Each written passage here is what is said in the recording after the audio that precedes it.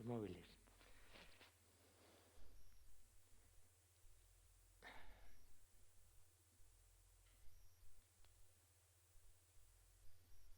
Hola, muy buenas tardes y bienvenidos a esta charla con... Ahí reverbera un poco esto.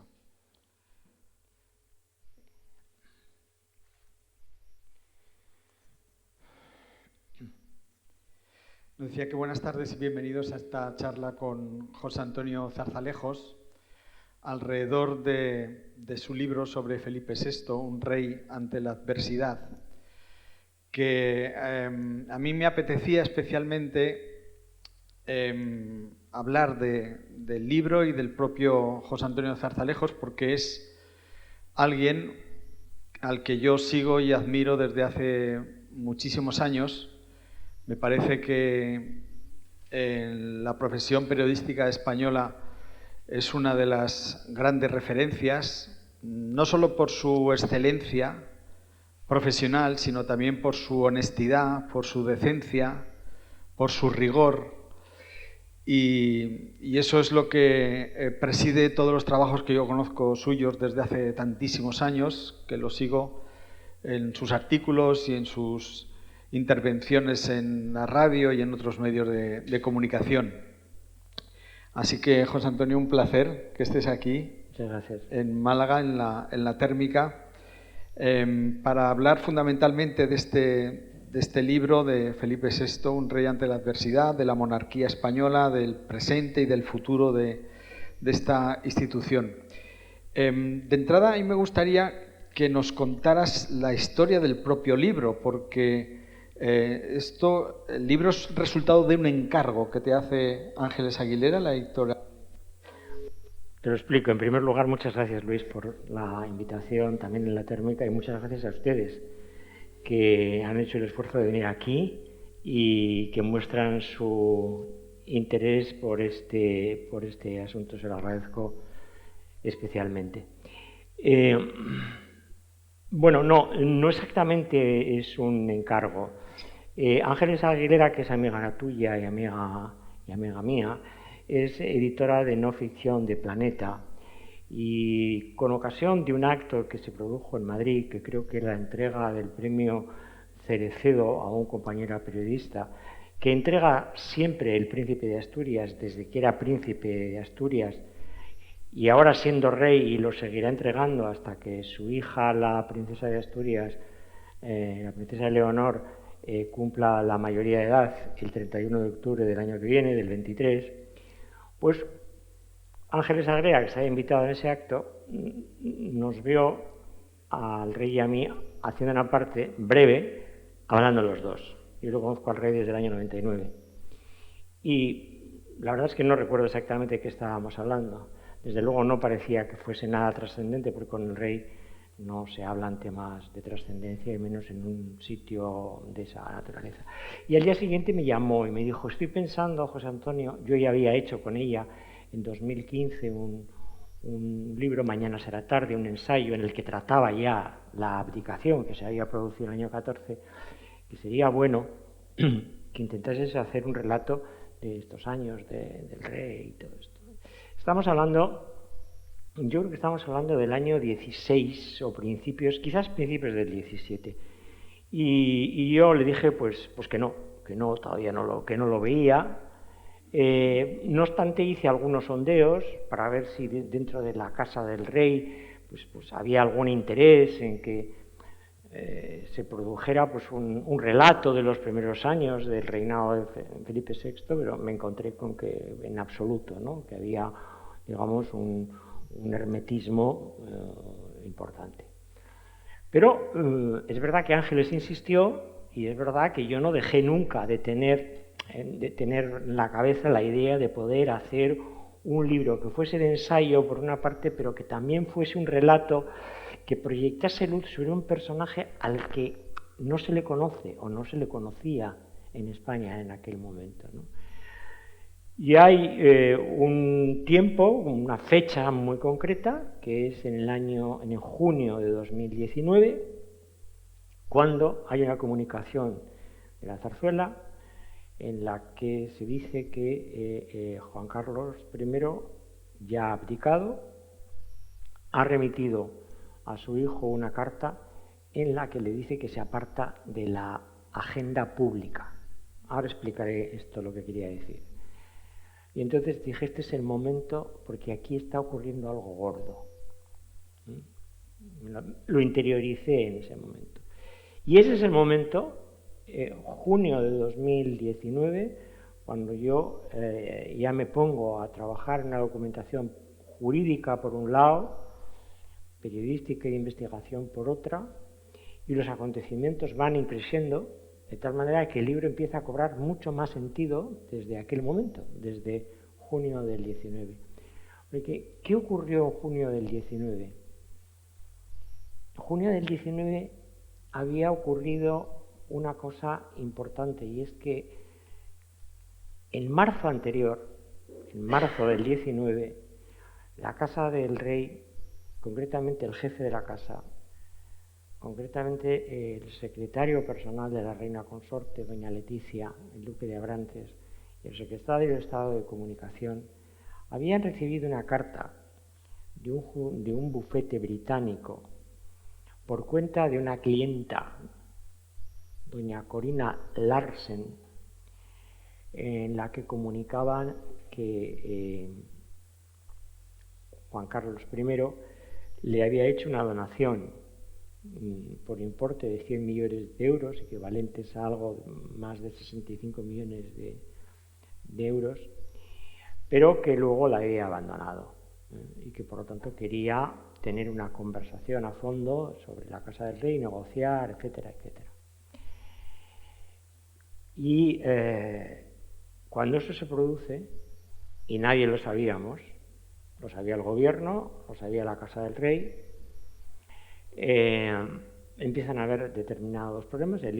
Su hijo Felipe VI le envía a Londres para que recupere el dinero y haga una regularización de la donación ante la Comunidad Autónoma de Madrid, que es a la que le corresponde el tributo por donaciones. No lo consigue. De forma inmediata el rey además le retira la secretaría personal que había creado inmediatamente después de su abdicación en el año 14, la suprime y además le retira toda, digamos, el servicio personal que tenía de ayuda y de seguridad y le deja simplemente con los servicios generales de la zarzuela. Pero en ese momento nadie lo sabíamos. Y eso es lo que a mí me hace empezar a trabajar en el libro en junio del 19. Y lo termino exactamente el día 26 de diciembre de 2020. Y se publica el día 10 de febrero de 2021. Algo más de un año. ¿Y justo antes de la pandemia? No, perdón. Hace un año, sí, hace un año. La pandemia es el día que entramos en confinamiento, que creo recordar fue el 20 de marzo de 2020, es cuando el mismo día, mejor dicho, el día anterior, domingo, se había producido en el Daily Telegraph de Londres la filtración de esas cartas. Y entonces la Casa del Rey no tiene más remedio que comunicar a la opinión pública que efectivamente Juan Carlos ha reconocido a su hijo el rey, que era titular de la fundación, tenía una ingeniería financiera ilegal, la Fundación Lucum panameña, que se habían depositado allí 100 millones de dólares y que se habían transferido a Corina Larsen. Y ese es el momento en el que conocemos dos cosas. Por una parte, que se le retira la asignación presupuestaria en torno a 200.000 euros al año y que además de esto, él el rey Felipe VI, por sí y por su hija Leonor, menor de edad, renuncia simbólicamente a los derechos de una futura herencia de su padre que pudieran proceder o provenir de fondos no perfectamente transparentes y legales. Entonces es cuando yo escribo exactamente al día siguiente, el día 21, un artículo por el que algunos me llamaron loco, literalmente, que se titula El autoexilio del rey Juan Carlos, y lo publico en El Confidencial. Y entonces me dicen, bueno, pero ¿qué estás diciendo?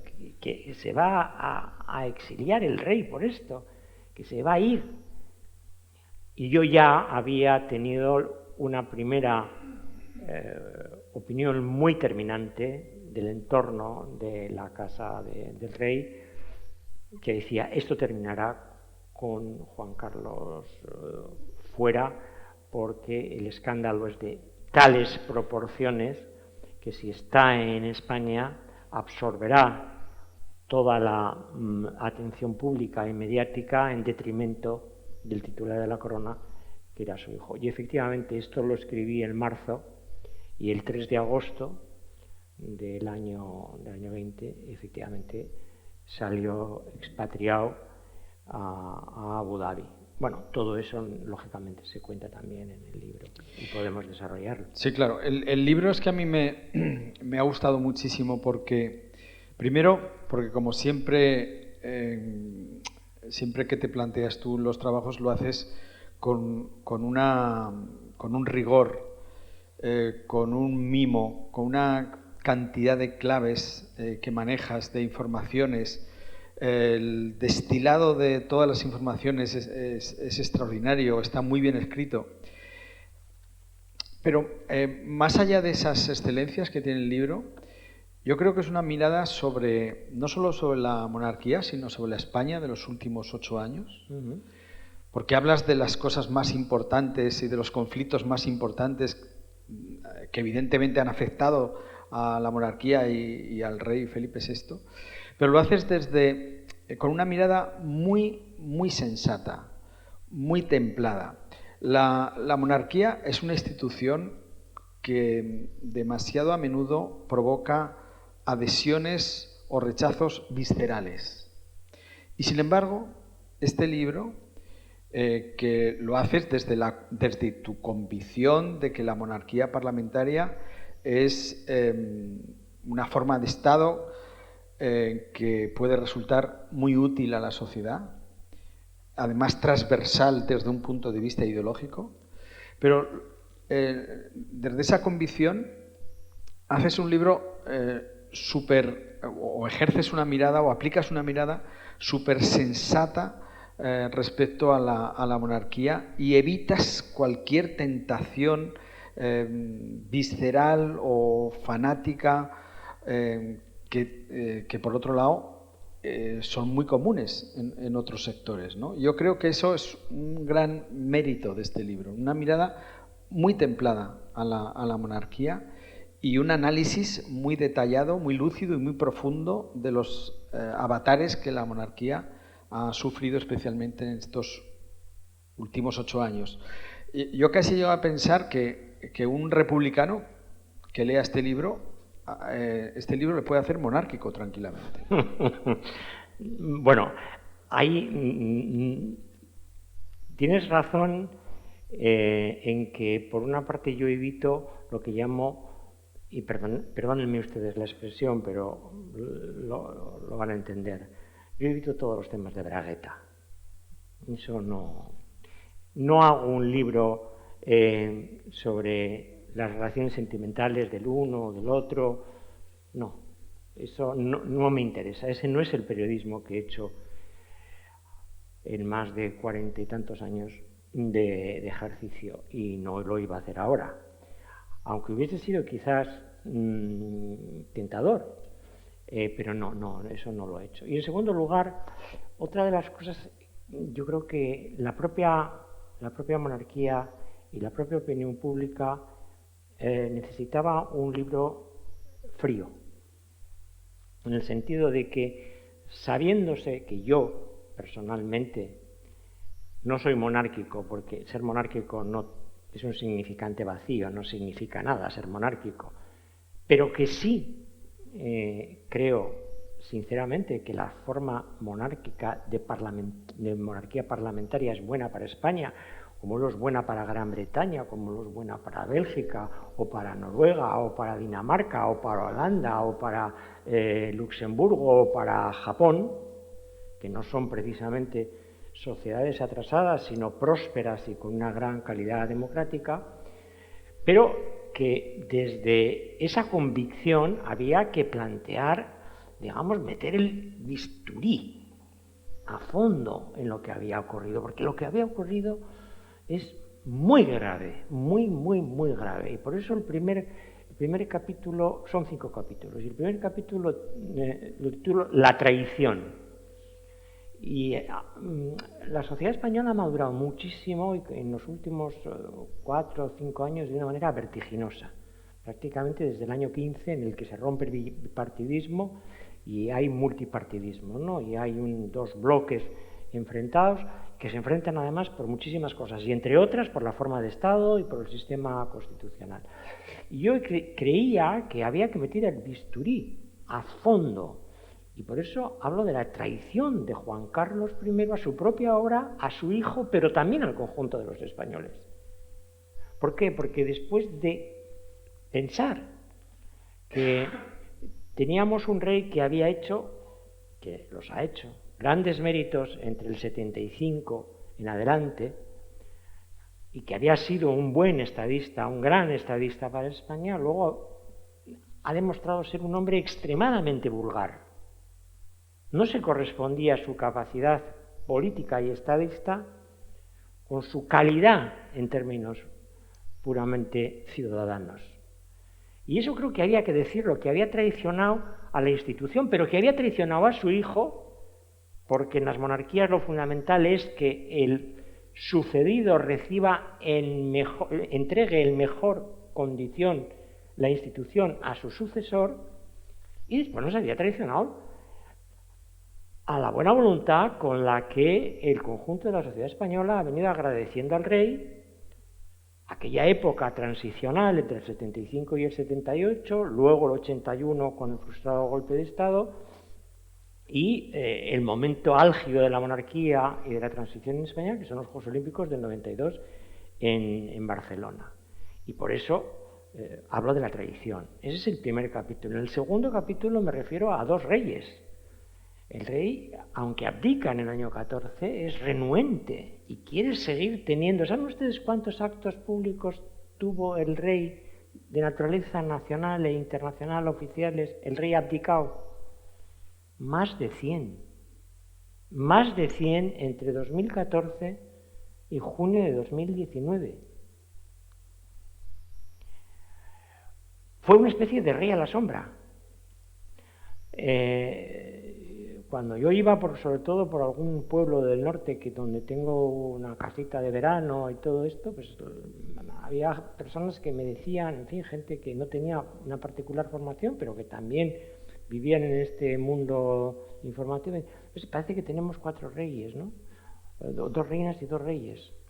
Se formó ahí una enorme confusión, cuando lo correcto era que cuando se abdica, se abdica. Entonces, se va uno de la sede de la residencia de la jefatura del Estado, como hizo la reina Beatriz de Holanda, o ha hecho el rey Alberto II de Bélgica, y después no se asume ninguna representación, ni la más mínima. Un rey abdicado en una monarquía parlamentaria, en una democracia plena como la española, no tiene ningún papel constitucional, el más mínimo. Es una referencia, es un símbolo, pero por eso hablo de los 2 reyes.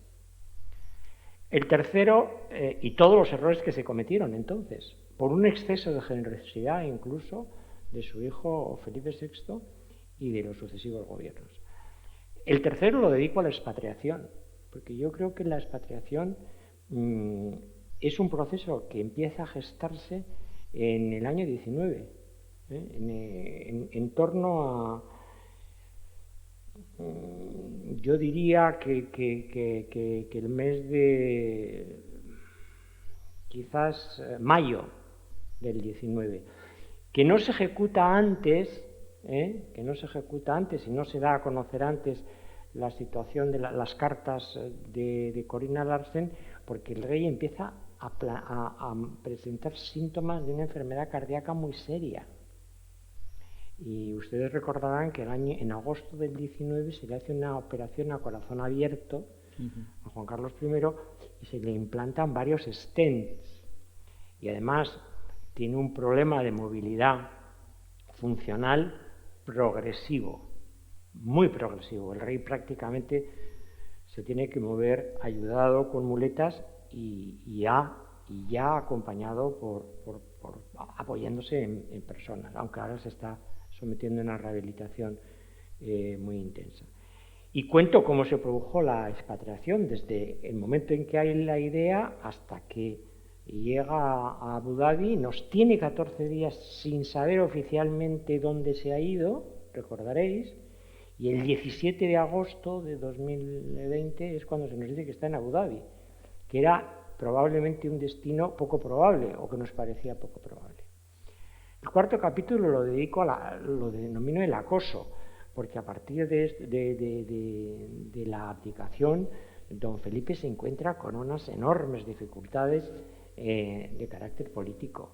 Aparte de que ya su familia está completamente destruida, ha tenido que revocar el título a su hermana, la infanta Cristina, sentada, como recordarán ustedes, por el caso Nos, acusada de un delito fiscal en grado de coautoría, y aunque luego es absuelta, es sancionada por haberse beneficiado a título lucrativo del delito de su entonces marido, que todavía lo es, no sabemos por cuánto tiempo, Iñaki Urdangarín.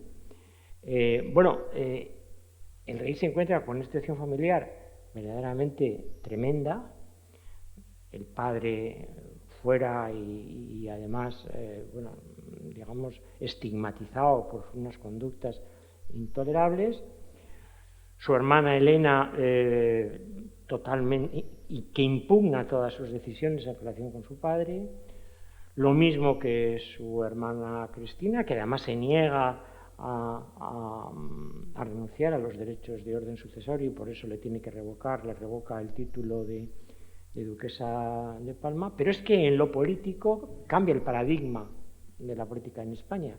Pasamos de 2 partidos mayoritarios a 2 bloques y aparecen fuerzas republicanas o prorrepublicanas con mucha fortaleza. Me estoy refiriendo a Podemos, me estoy refiriendo a Esquerra Republicana de Cataluña, a Bildu y algunas otras que no lo tienen nada claro, aunque no son tan hostiles, como puede ser el PNV o como puede ser Más País, o como lo puede ser incluso algunos nacionalistas canarios y desde luego los nacionalistas del BNG de los gallegos, nacionalistas gallegos. Por lo tanto, se encuentra por primera vez con un parlamento que por lo menos hay una cincuentena larga, si no 60, de los 350 diputados que militan en el republicanismo. Su padre nunca tuvo que hacerlo. Pero no solamente eso, es que este rey en 6 años tiene que enfrentarse en el año 14 a las elecciones europeas, donde aparecen Podemos y Ciudadanos. Elecciones en el año 15, que se tienen que repetir en el año 16. En el 18 una moción de censura al entonces presidente del gobierno, que no había ocurrido desde el año 78, desde que entró en vigor la Constitución. Una moción de censura que sustituye a Mariano Rajoy por Pedro Sánchez. Y después, en el año 19, 2 elecciones, en el mes de abril y en el mes de noviembre. Y una coalición de izquierdas, con un sector claramente republicano. Y además una crisis territorial en Cataluña, con una declaración unilateral de independencia que exige la aplicación por primera vez del artículo 155, que suspende la autonomía durante unos meses, y él además tiene que hacer una intervención muy polémica el día 3 de octubre de 2017, después del referéndum ilegal que se produce en Cataluña el domingo anterior, el día 1 de octubre. Y después le viene la pandemia, lo cual le suspende toda su agenda internacional. Toda la agenda internacional del rey queda suspendida. Bueno, y ya podríamos ponernos a día de hoy y decir, y también una guerra, una invasión por parte de un autócrata que pensamos que se había resignado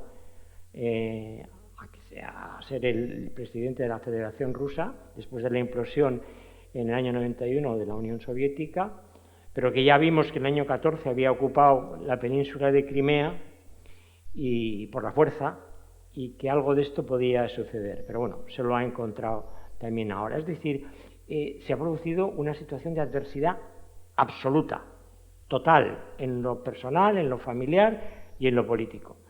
Y el último capítulo, lo explico ahí, y el último capítulo lo titulo Leonor. Lo titulo Leonor porque es, digamos, un punto de vista de perspectiva de futuro. ¿Qué va a ocurrir con la monarquía, ¿no? Y no solamente engloso ahí, un poco me interesaba mucho la figura de la reina consorte, que yo creo que es una mujer que juega un papel importante en la vida del rey, que se ha ocupado, digamos, muy activamente, de forma muy cercana y muy intensa, de la educación de la princesa de Asturias, que es la heredera, y de la infanta Sofía, sin intermediarios. No ha querido preceptores, no ha querido profesores de cámara, ha sido ella y el rey los que han estado encima, los que siguen estando encima de esa educación, y pongo en perspectiva lo que significa el hecho de que la futura reina de España sea Leonor, una mujer que va a coincidir con otras herederas de otras casas reales, por ejemplo la belga o la holandesa, ¿no? Y eso es importante porque el 21 es el siglo de las mujeres. Y también hago una, digamos, ideación de por dónde pueden ir las cosas, qué cosas tienen que cambiar, que son muchas, para que la monarquía, tanto de Felipe VI como eventualmente, y yo espero que también la de Leonor, sea más sólida. Y para eso hace falta cambios que detallo también ahí en el libro. El retrato que haces de Felipe VI es estupendo porque, como ahora mismo estabas deslizando, es difícil que a alguien le puedan pasar más fatalidades y todo tipo de calamidades, de pesadillas, como tú dices, familiares, colectivas, etc. Y yo creo que celebras la personalidad de alguien que encara y que sabe convivir con esas calamidades con una serenidad extraordinaria. Y dibujas a alguien con un carácter muy especial, porque, claro, si te pones en su lugar, si te pones en su cabeza, o sea, a casi cualquiera eso lo hubiera tumbado, lo hubiera hundido, lo hubiera deprimido. Y sin embargo, sí, él ha sabido estar por encima de eso y encararlo con muchísima dignidad, que es una palabra que utilizas con frecuencia para referirte a él. Sí, les voy a explicar una anécdota que para mí no es una anécdota, que es la portada de este libro. La portada de este libro, esto no es una fotografía, es una fotografía de un cuadro de Hernán Cortés. Hernán Cortés tiene 3 retratos del rey. Uno está en la Academia de la Historia, que visité, y me pareció que era muy bueno, pero quería ver los demás. Fui al Congreso y visité el que tiene en el Congreso. Y quise ver uno que no está expuesto, que es este. Este está en el Salón de Plenos del Tribunal Constitucional y no está abierto al público. Y me pareció sin duda el mejor. Porque era un hombre sin atributos de poder, donde aquí tiene la Constitución, donde mira pero está en una soledad extrema. Hablé con el autor, con Hernán Cortés, pintor, que es además gaditano. Y le pedimos autorización. Fue muy escrupuloso en los colores. El director de arte de la editorial Planeta trabajó mucho y después el Tribunal Constitucional nos obligó, con buen criterio también, a que apareciese en la solapa íntegramente el cuadro sin la mancha del título. Para mí era muy importante porque en el prólogo, digamos, el prólogo se basa en la observación de esta imagen. Y efectivamente, el rey es un hombre que tiene una extraordinaria dignidad. Yo algunas veces he pensado, también es verdad que son ideas que me las rebaten, ¿no? Pero he pensado en lo que yo le puedo conocer, las veces que he hablado con él, con las personas con las que he hablado para hacer este libro, que él, por una parte, es muy consciente de sus responsabilidades, sabe lo que no tiene que hacer, porque su padre ya le ha dicho, le ha mostrado lo que no tiene que hacer, y probablemente no le ha enseñado lo que tiene que hacer, sino que lo tiene que aprender él en el día a día. Por tanto, es un hombre responsable. Segundo, es un hombre digno. No hay que poner la mano en el fuego por nadie, desde luego, es muy difícil hacerlo. Pero probablemente este rey no tiene una conducta recta, entre otras cosas porque desde el año 95 está acompañado por un hombre que es íntegro, y que no le hubiese permitido determinadas cosas que se le permitieron a su padre, que es Jaime Alfonsín, el jefe de su casa, que fue su secretario desde el año 95, cuando era príncipe de Asturias. Y por otra parte me ha parecido también que es un hombre con una cierta fatalidad, o sea, que asume con cierto fatalismo que su destino es este. Y que la alternativa que tiene es arrojar la toalla y por lo tanto crear un problema de orden constitucional de unas proporciones extraordinarias, ¿no? Y efectivamente la decisión que ha tomado es seguir adelante, sanear primero la figura del rey, que sea una referencia de valores cívicos, no solamente en lo público sino también en lo privado, que sirva con funcionalidad al Estado y a los intereses de los ciudadanos y que por lo tanto no solamente tenga una legitimidad constitucional, sino una legitimidad de ejercicio, día a día. Que le reconozcamos los ciudadanos de a pie que cumple correctamente con su obligación. Porque si no ocurre eso, en una democracia, una monarquía, no tiene sentido. Porque no tiene sentido que una persona por razón, no sé si por razón de nacimiento ocupe una magistratura. Eso no tiene ningún sentido. Tiene sentido si esa fórmula en la cúpula, en el vértice del Estado, da estabilidad, permanencia, transversalidad, asume la representación del conjunto de los intereses y de las aspiraciones de los ciudadanos, si representa los valores del conjunto de la nación correctamente, si es imparcial en el ejercicio de sus funciones constitucionales, si además, insisto, es una referencia a valores cívicos. Eso es lo que justifica el día a día de las monarquías, porque no viene justificada en un sistema abierto, electoral, no viene justificada por una razón democrática. Sin embargo, vemos que los sistemas políticos de mayor calidad democrática y de mayor prosperidad económica en Europa son las monarquías.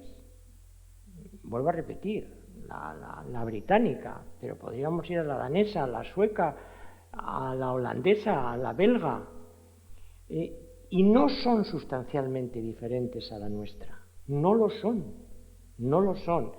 Es verdad que en un extremo de mayor protagonismo está la británica y en un extremo de menor protagonismo está la sueca, porque es la más simbólica de todas. pero no es sustancialmente diferente. El que la va a hacer diferente es Juan Carlos I, porque ha obligado en la conciencia colectiva a que en el futuro haya una reforma constitucional en la que no estemos dispuestos ya a admitir los ciudadanos colectivamente que la inviolabilidad del rey cubra no solamente su actividad institucional y política, sino también la privada, sino que cuando haya una infracción de carácter civil o de carácter penal, responda. Y por lo tanto que nos acerquemos más al modelo sueco, que en el año 74 hizo una reforma muy a fondo de su constitución y que amparó al rey en su inviolabilidad en lo público y en lo institucional, pero no en lo privado, que a la monarquía británica, que como ustedes saben, a diferencia de los regímenes constitucionales continentales, pues es el único que residencia la soberanía no en el pueblo, sino en el Parlamento y en la reina. Bueno, pues en ese modelo de monarquía tan específica como la británica y otra tan simbólica como la sueca, pues tenemos ahí una gama de monarquías. Tendremos que hacer un estudio de derecho comparado y decir, pues vayamos, cuando se den las condiciones, y las condiciones son muy difíciles de que se den, cambiemos el título segundo de la Constitución. En el libro también haces una crítica bastante dura al comportamiento de buena parte de los políticos más relevantes en los últimos años en España. De Mariano Rajoy, hablas con dureza, de Albert Rivera, de Pedro Sánchez, de Pablo Iglesias, y es como si el que más ha estado a la altura de las circunstancias ha sido precisamente Felipe VI. Sí, sin duda.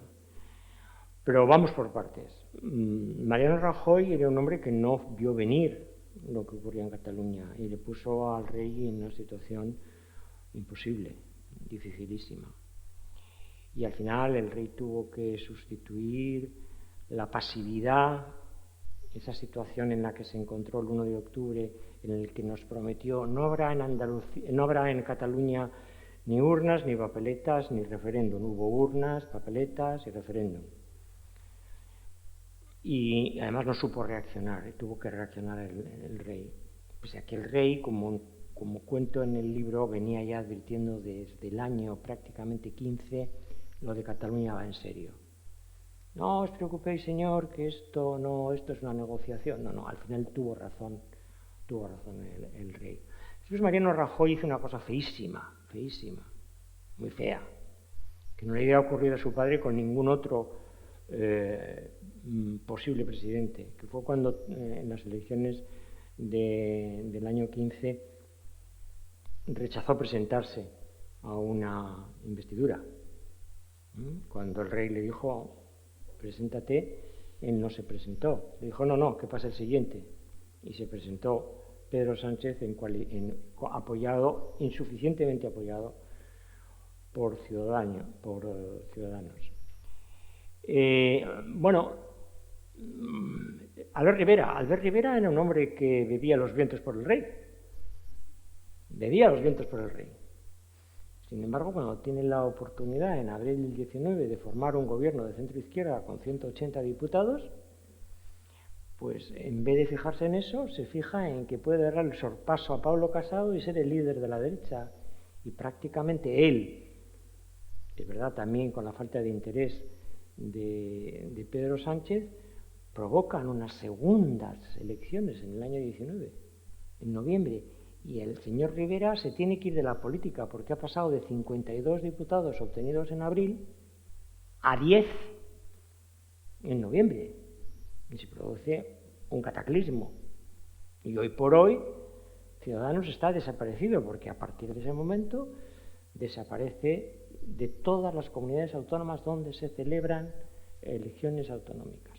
Hasta el punto de que en Cataluña, donde tenía 36 diputados obtenidos en el año 17, en febrero del año pasado se queda con 6.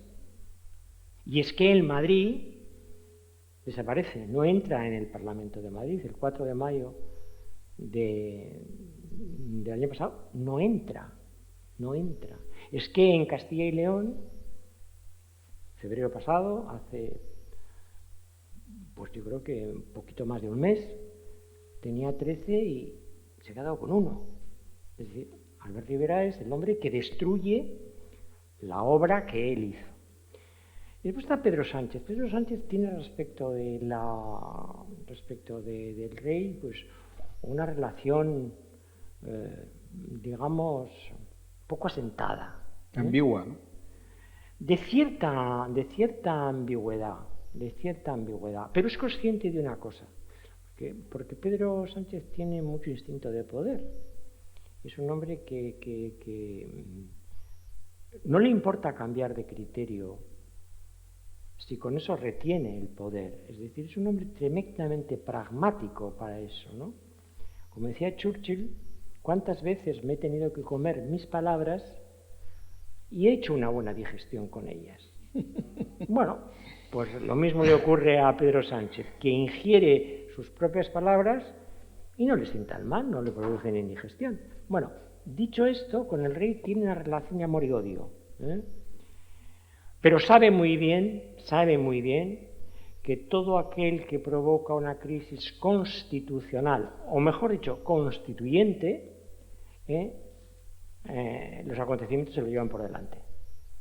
Entonces, yo creo que esto se ha rectificado y ahora tiene una relación, digamos, más estable con el rey Felipe, que por otra parte es una persona que encaja perfectamente, porque claro, delante de él van a ir pasando varios presidentes del gobierno y por lo tanto relativiza las filias y las fobias del uno y del otro, ¿no? Su padre vio a 7 presidentes del gobierno, él ya va por 2. Bueno, esto es lo que hace, le da estabilidad. Hay un momento muy crítico entre Pedro Sánchez y el rey que se produce en septiembre del año 20, que es cuando los jueces, ¿no? le veta un viaje a Barcelona para la entrega de los despachos en la escuela judicial a los nuevos jueces. Un acto que ininterrumpidamente contaba con la presencia del rey desde el año 87 y que junto con la apertura anual del año judicial es el acto más representativo y más simbólico con el poder judicial por parte de la Jefatura del Estado. La Jefatura del Estado se proyecta sobre los poderes del Estado de una manera simbólica.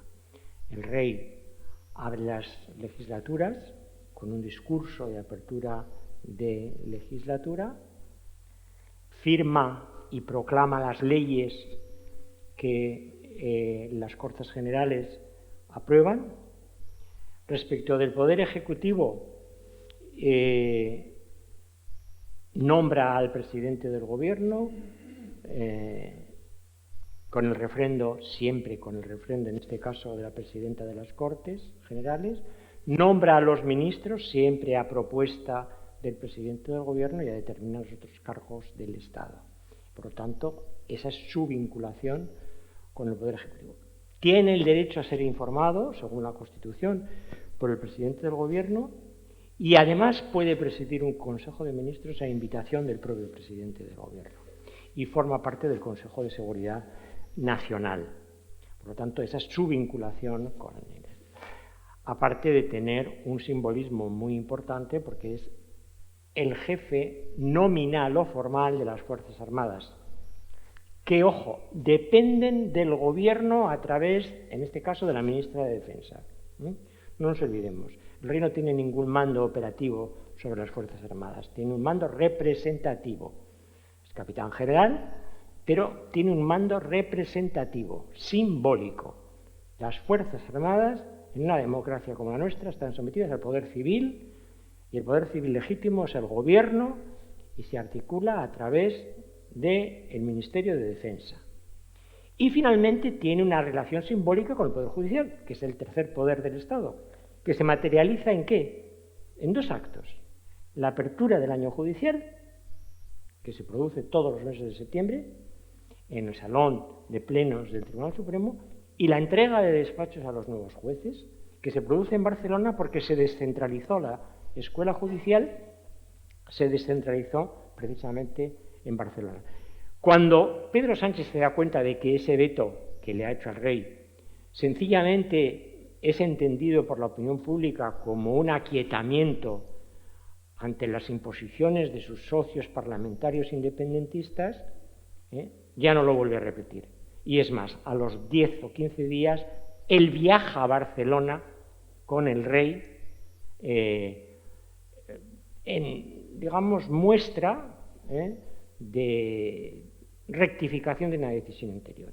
Por lo demás, sí es importante también tener en cuenta que el rey, siempre que tiene una intervención pública, siempre que tiene un acto público, siempre va acompañado de un ministro de jornada. Si es de agricultura, pues de agricultura, o si es de industria, de industria, o si son viajes al exterior, pues normalmente le acompaña siempre el ministro de Asuntos Exteriores. ¿Por qué? Porque es la forma de refrendar implícitamente los actos del rey. Porque por sí mismo el rey, sin el respaldo del gobierno o de la presidenta de las Cortes Generales, no tiene capacidad de actuación política e institucional.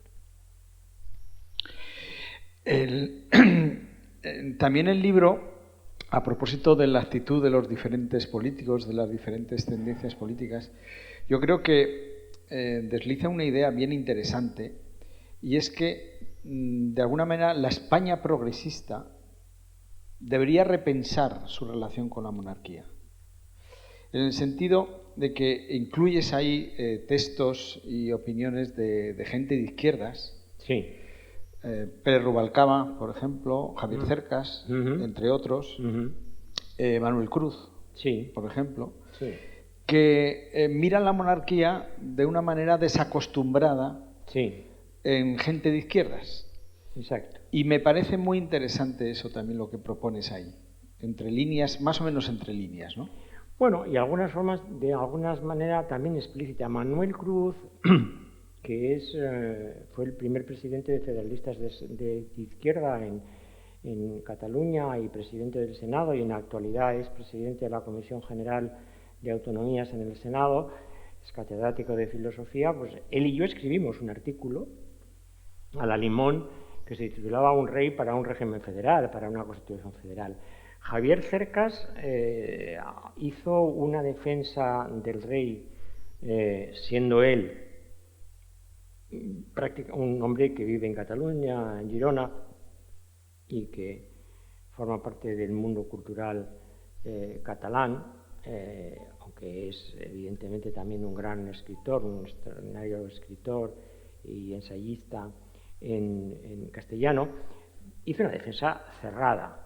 Y hay otros muchos que la han hecho. Acaba de salir un libro donde varios catedráticos, no precisamente, digamos, conservadores, sino más bien situados en el espectro de la izquierda, bueno, pues hacen un análisis muy lúcido de lo que son la monarquía española y otras monarquías. Yo lo que creo, y aquí insisto, es que la monarquía se desarrolla mejor en la normalidad y no necesita de grandes afectos de la derecha ni tampoco de hostilidades de la izquierda.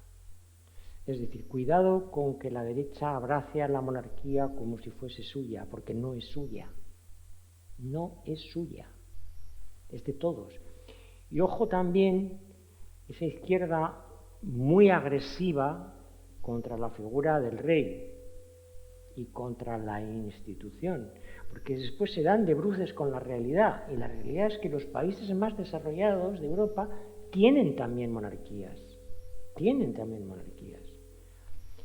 Y no solamente eso, sino que la inviolabilidad, bueno, oiga, los presidentes de república también tienen inviolabilidad, y algunos íntegra.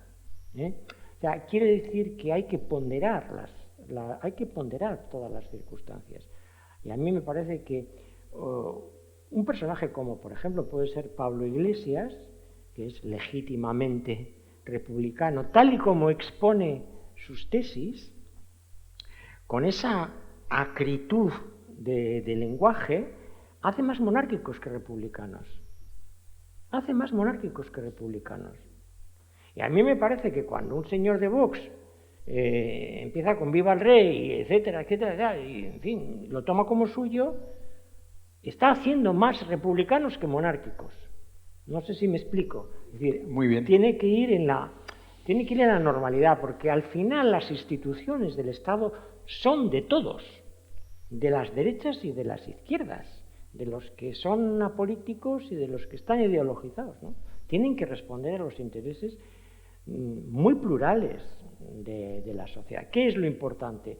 Hombre, lo importante es que el gran carril central de la ciudadanía española pues se sitúe en los límites que establece la Constitución, sin perjuicio de que aquel que quiera cambiarla pueda no solamente decirlo, sino intentarlo, porque nuestra Constitución es una Constitución que se puede reformar por procedimientos que la propia Constitución establece.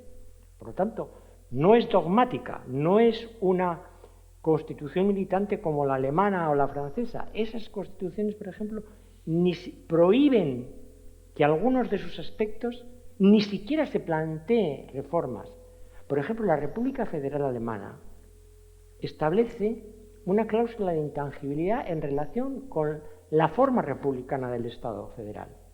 Nadie puede plantear esa reforma.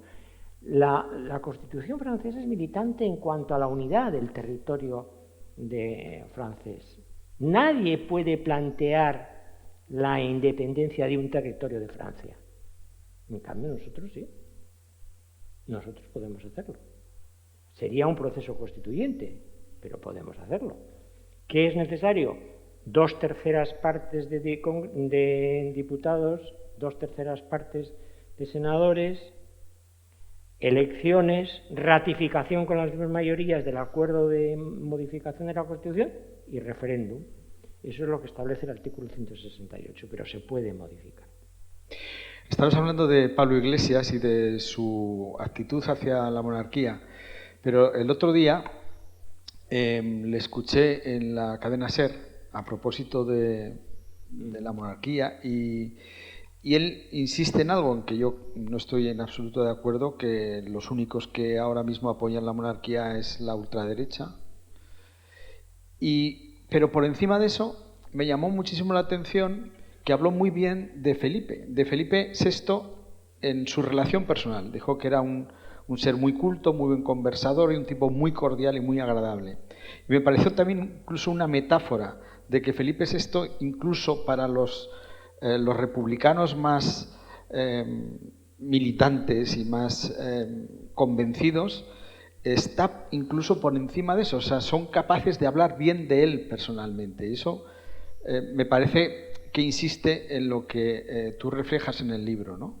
O sea, que la personalidad de Felipe VI es capaz de resultar seductora hasta la gente que no es monárquica. Sí, aquí hay un juego, simplemente es un juego, pero podríamos plantearnos hacerlo, ¿no? Si tuviésemos que elegir un presidente de la República, ¿a quién elegiríamos? ¿A Zapatero? ¿A Aznar? ¿A Rajoy? ¿A Pedro Sánchez? ¿A Pablo Iglesias? ¿O elegiríamos a Felipe de Borbón, Grecia? La gente normalmente dice, pues no sé si me quedaría con Felipe como presidente de la República. Y eso me llevó a pensar, ese pensamiento, ese juego, que lo he planteado en algún debate interno con politólogos y todo esto, a mí me lo inspiró el hecho de que Simeón de Bulgaria fue primer ministro de Bulgaria, elegido. O sea, él ya se dio cuenta que no podía restaurar en Bulgaria la monarquía, pero se puso al frente de un partido, ganó las elecciones y fue primer ministro. Curioso, Simeón de Bulgaria. O sea, ¿qué quiere decir esto? Hombre, que la personalidad, cuando en las encuestas, que eso también eso es interesante, si se pregunta por Felipe VI, se va a una valoración muy alta, muy por encima del 7, incluso rozando el 8. Si se pregunta por la monarquía parlamentaria, ya nos ponemos un 5,8. Y si se pregunta por la monarquía sin adjetivo, estamos en el 5. ¿Qué quiere decir?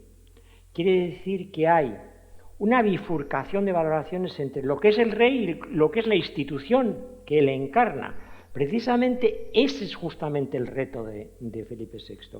Juntar el prestigio y la reputación que él tiene y comunicársela a la corona, que es justamente lo que ha hecho Isabel II.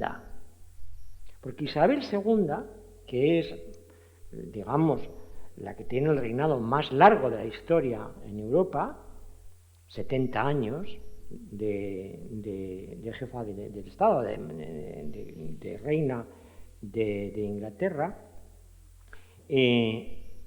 tuvo en sus manos la monarquía cuando era, primero, muy joven, segundo, de un padre que no estaba preparado para ser rey, porque era hermano de Eduardo VIII, Jorge VI, un hombre tartamudo, como ustedes recordarán. Por otra parte, una mujer, cuando le habían precedido su padre y su abuelo, aunque es verdad que en la memoria estaba la reina Victoria, ¿qué ha hecho? ¿Qué hizo esta mujer desde el año 50 y tantos? Pues sencillamente una cosa fundamental: ir creando una imagen personal primero que comunicó después a la institución y que resiste incluso pues lo que le ocurrió el annus horribilis aquel del año 92, en el que se incendia Windsor y se separa su sucesor, el año 97, que es la crisis todavía más grave, cuando muere en accidente, siempre con circunstancias oscuras, su exnuera, la Diana Spencer, ya divorciada de su hijo, y ella se resiste a asumir el afecto y el carisma que tenía su exnuera sobre la ciudadanía británica, y Tony Blair le convence de que tiene que hacer un acto solemne público de estado de homenaje a la madre del futuro rey, que va a ser Guillermo, y ella disciplinadamente y contra sus propios sentimientos hace una declaración institucional, y cuando pasa el féretro en Londres baja la cabeza ante el féretro de la que fue su nuera. En fin, que ha sabido ir superando el hecho de que su hijo se casa con otra mujer divorciada, que es la actual duquesa de Cornualles, a la que ya le ha dejado dicho que tenga el título de reina consorte. Ha tenido que solucionar el gravísimo problema que le ha planteado su hijo, el príncipe Andrés, el duque de York, con esas pésimas compañías de Epstein. Ha tenido que pedirle a su nieto que también se expatríe, porque eso de que se ha ido él porque ha querido no es cierto, que se expatríe con su mujer, Meghan. Y todo eso, sin embargo, no le ha restado a ella una altísima dosis de popularidad. Es una mujer muy considerada, y que ha logrado que toda su reputación pase a la institución. Ya veremos a ver si cuando fallezca y se produzca la sucesión en su hijo Carlos, este es capaz de mantenerla, ¿no? Por lo tanto, la figura de Felipe es una figura muy potente y que irá seguramente a más y que se comunicará su prestigio a la de la institución. Y también deslizas la idea de que la reina consorte, doña Leticia, ha mejorado a Felipe VI. Sí. Bueno, esto es un tema muy polémico. Y yo cuando he hecho la fase de documentación y de investigación de este libro me he encontrado con criterios muy encontrados, desde gente que detesta a la reina, nunca he llegado a saber exactamente por qué, pero sencillamente es una cosa muy visceral, y gente muy preparada que sin embargo pone muy en valor el papel de la reina.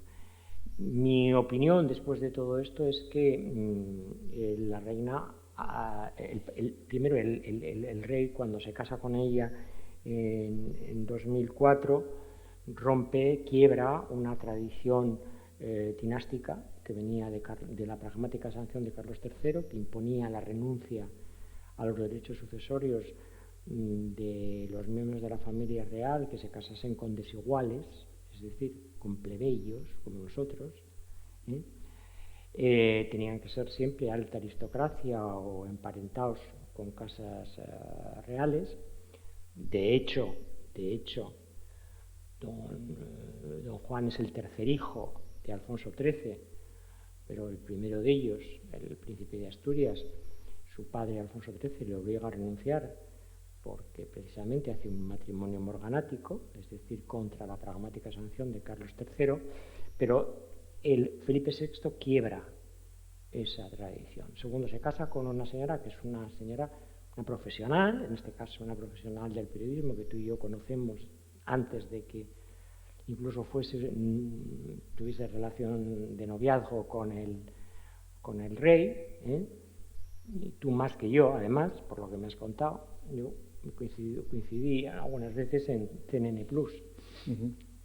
Y nunca con ella, pero sí en la sala de maquillaje, al lado.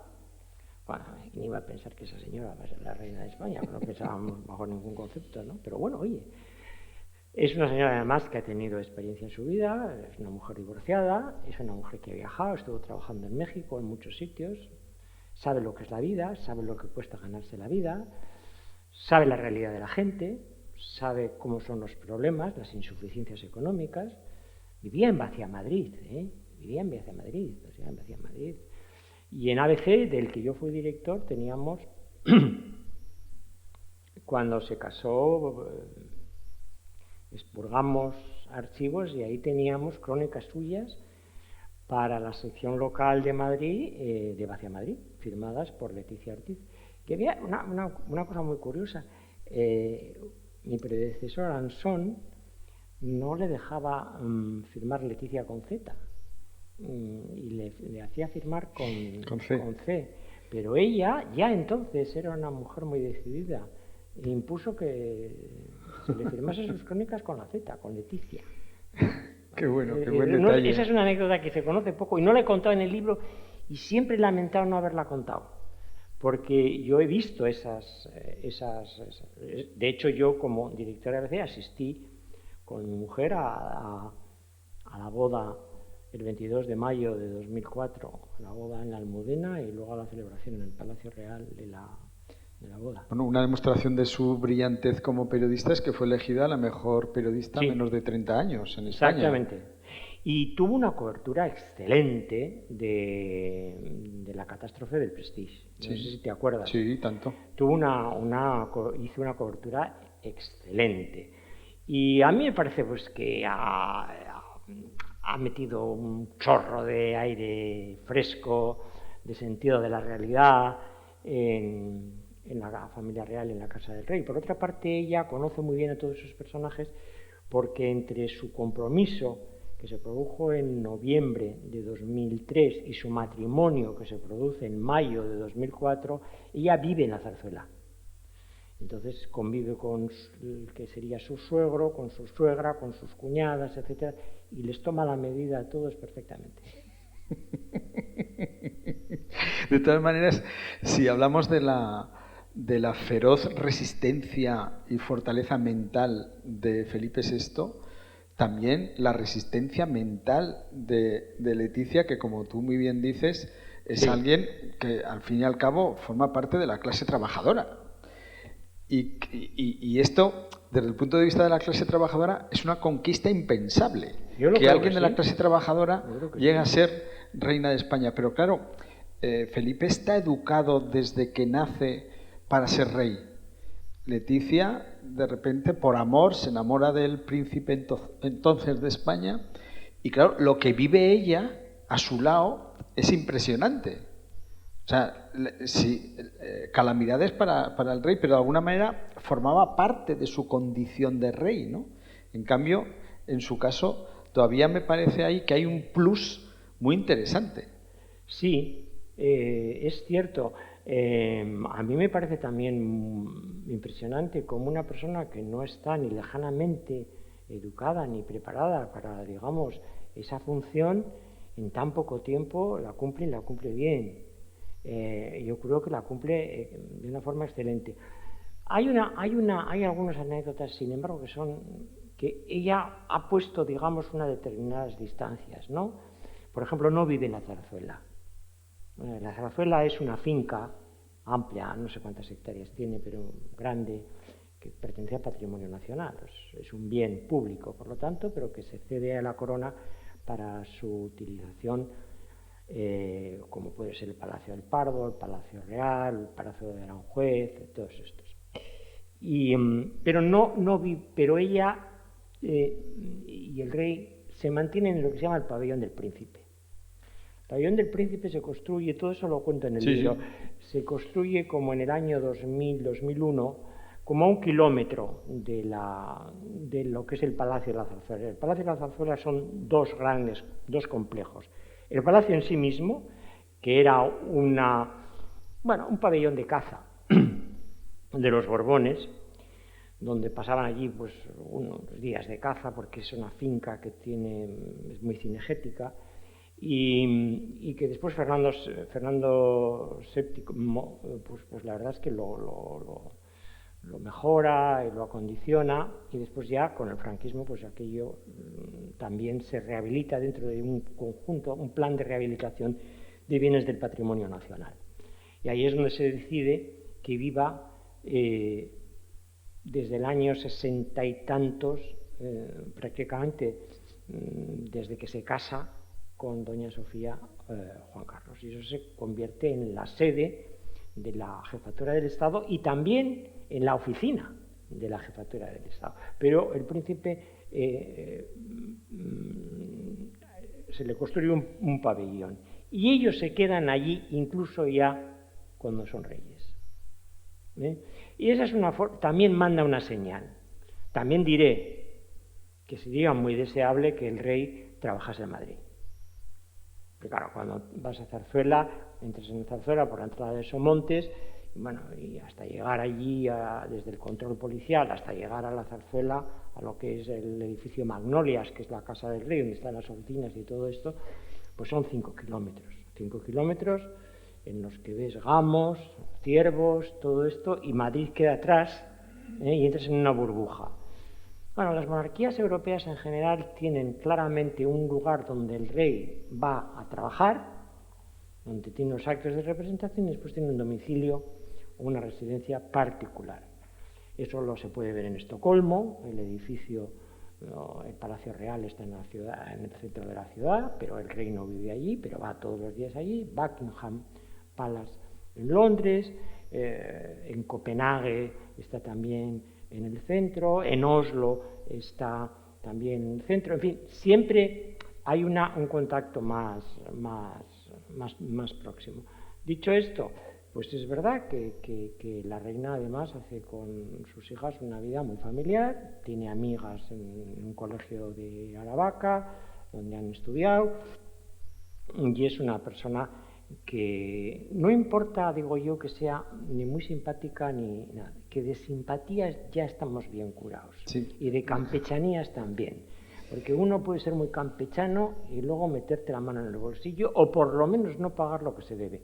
Claro, si vamos a medir a la gente que tiene una responsabilidad de representación pública, como es en este caso la reina, por lo simpática que sea, pues a mí me parece que no es justo. Lo que hay que es medirla por el grado de eficacia con el que cumple sus obras. No, aparte yo creo que tanto ella como Felipe VI son extremadamente responsables y tienen una actitud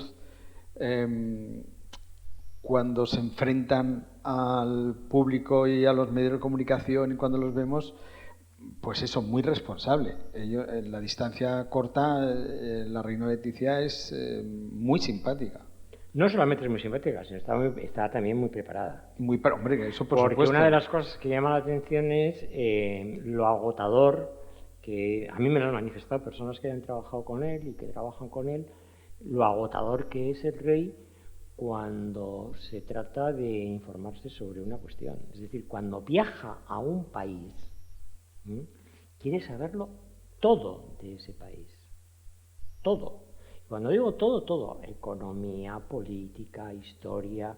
Entonces, utiliza los servicios de las Reales Academias que le proveen de informes que él subraya. En fin, es un hombre extraordinariamente trabajador. Y en las conversaciones con él es muy llamativo la información fresca que tiene sobre, por ejemplo, series de plataformas, firmas de periódicos o de revistas, tecnología digital. Todo eso lo maneja. ¿Por qué? Porque es un hombre que tiene una enorme... primero, es muy laborioso, es trabajador. Y segundo, es un hombre que quiere estar en la tendencia de su tiempo, quiere ser un hijo de su tiempo. Y querer ser un hijo de su tiempo es un elemento fundamental en una magistratura como la que ostenta Felipe VI. Yo creo que todo eso se lo están trasladando a sus hijas, a Leonor y a Sofía, porque también hablas de Leonor especialmente, ¿no? Pero también da el perfil Leonor de que va a ser alguien profundamente preparada, muy responsable y que si todo va bien puede ser una gran reina en España. Bueno, la preparación que está teniendo es una preparación acorde al siglo XXI, no al siglo XX. Por lo tanto, es una adolescente, primero que ya es políglota, es decir, habla castellano, por supuesto, inglés y francés a la perfección. Catalán. Pero eso te iba a decir, pero es que el catalán, según los propios catalanes, lo habla maravillosamente bien e incluso está aprendiendo árabe. Es más, ya se ha pronunciado en público en árabe. En la entrega de los premios Princesa de Girona, no sé si en esta última edición o anterior, ya se ha expresado también en árabe. Ahora está en un colegio donde se ha hecho muchísima demagogia. Este es un colegio que está en Gales, es un colegio cuya admisión es anónima, está en función del currículum que se presente por el colegio en el que ha estudiado y unas pruebas de admisión, insisto, anónimas. Es un colegio en el que el 40% de los alumnos están becados por los padres de los alumnos que sí pueden pagar, y está sometido a una disciplina intensa. Por lo tanto, y ahí, por cierto, la heredera belga también ha estudiado. Es previsible que la princesa Leonor tenga también un título académico, que puede ser como el de su padre. Su padre es el único que es licenciado, que ha sido licenciado universitario. No lo era su padre, no lo era su abuelo, no lo era su bisabuelo. Él sí, por lo tanto tendrá un título universitario. Es muy aficionada a las ciencias físicas, biología y ciencias físicas, más que a las humanidades, pero tendrá también seguramente un máster en Relaciones Internacionales e indudablemente será una mujer con una preparación específica también en materia digital y castrense, pero no va a ser una educación castrense al estilo de su padre, de su abuelo o de su bisabuelo. Se va a tratar más bien de una experiencia castrense en cada una de las academias militares, la Armada, el Aire y el Ejército de Tierra. Pero probablemente no serán cursos enteros, sino estancias, porque efectivamente, por razón constitucional, es comandante en jefe de las Fuerzas Armadas y tiene una función de representación. Pero su educación va a ser diferente incluso a la de su padre y, por supuesto, a la de su abuelo. Muy bien. La charla está siendo muy, muy agradable, pero a mí me gustaría que los que habéis venido, si tenéis alguna pregunta o alguna observación que hacer, pues lo hagáis ahora. Pues si hay alguna pregunta, yo encantado la contesto. Ya hemos agotado el tema.